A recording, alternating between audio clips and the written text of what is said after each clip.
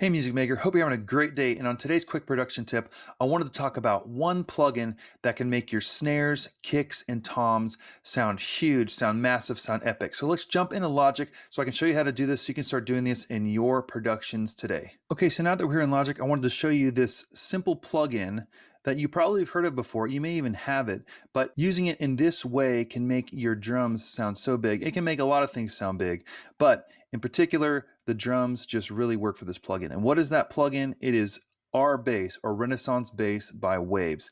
This plugin is really simple. All the Renaissance series plugins through Waves are really great, super simple to use, and really effective. And I wanted to show you how I use this on drums in particular to make them sound really big. So let me show you the drums in the song I've been working on with a talented artist named Josh Feda. This is definitely a rock song, so it could benefit from having big kicks, snares, and toms.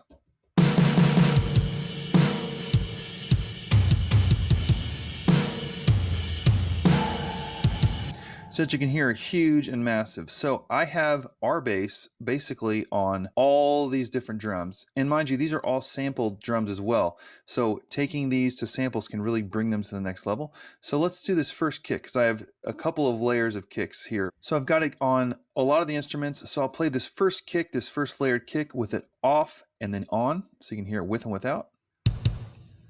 So you can hear it's still big, still strong, but then we turn it on.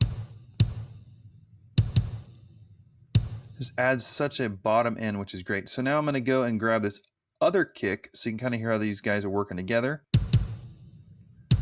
and pull R-Bass off of the second kick and then on.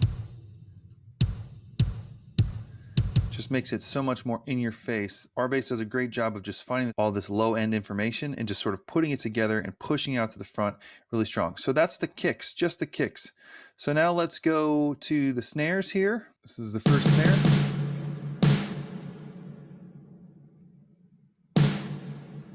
So the first snare here with it off, I do have some saturation through decapitator as well. But then R-Bass on. Just brings such a low end, but it's not muddy. That's the best part, is not a muddled sound. It just kind of accentuates the low end and makes it sound so much bigger.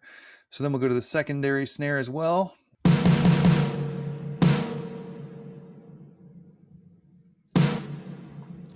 So now I play the secondary snare here. See how they're working together with and without.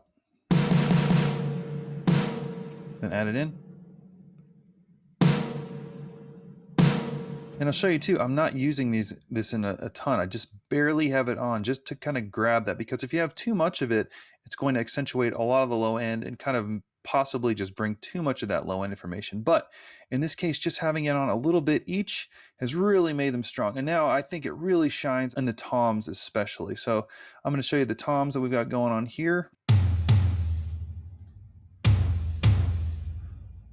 So I've got it both on here, and I'll turn it off both.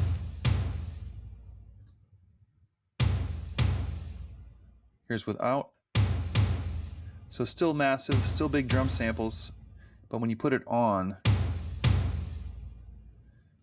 it just makes it sound so epic. It really helps it stand out in the mix. I don't have this pushed up a ton. Probably the floor tom is the largest amount, but it just makes it so big. So that's a really simple trick. So I'll play the whole kit here with the R-Bass engaged.